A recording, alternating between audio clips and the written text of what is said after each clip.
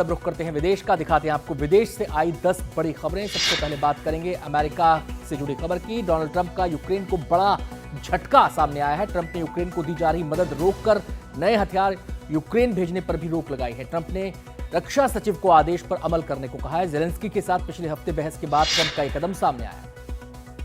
Iran ने माना कि अमेरिका और रूस के बीच उसके एटमी कार्यक्रम को लेकर बातचीत हुई, लेकिन कहा कि ईरान को शामिल किए बिना कुछ हो नहीं सकता। तुर्की में 40 साल तक लड़ने के बाद कुर्दिश अलगाववादियों ने सीज फायर का ऐलान किया है। 2 दिन पहले ही जेल में बंद कुर्दों के नेता ने संगठन को खत्म करने का ऐलान किया था।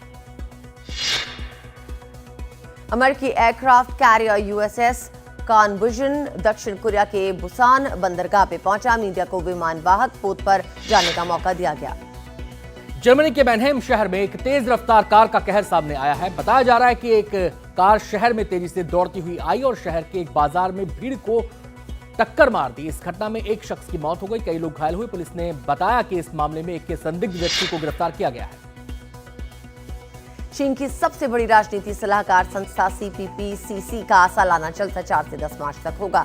सीपीपी-सीसी के प्रवक्ता के मुताबिक सत्र 6 दिन चलेगा। इसके मुख्य एजेंडे में सीपीपी-सीसी राष्ट्रीय समिति की स्थायी समिति की कार्य रिपोर्ट और प्रस्ताव संबंधी कार्य पर रिपोर्ट पर सुनवाई और विचार विमर्श करना है।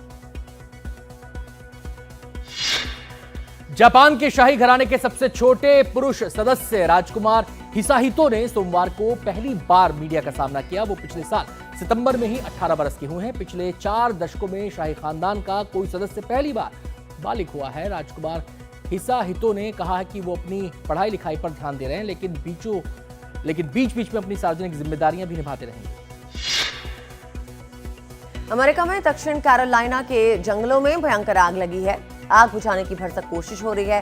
फायर फाइटर्स लगातार पानी का छिड़काव कर रहे हैं, लेकिन तेज हवा के चलते आग पे काबू पाने में दिक्कत आ रही है।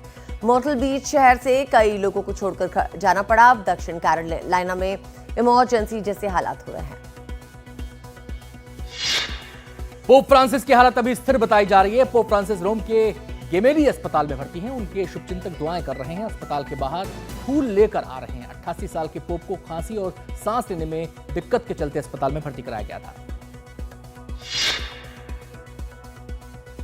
चीन के गुआंगजी इलाके में पारंपरिक मागुई समारोह में हजारों लोग शामिल हुए। इसमें थाईलैंड से आए सैलानी भी शरीक हुए। समारोह में शामिल स्थानीय लोगों ने मास्क लगा रखे थे।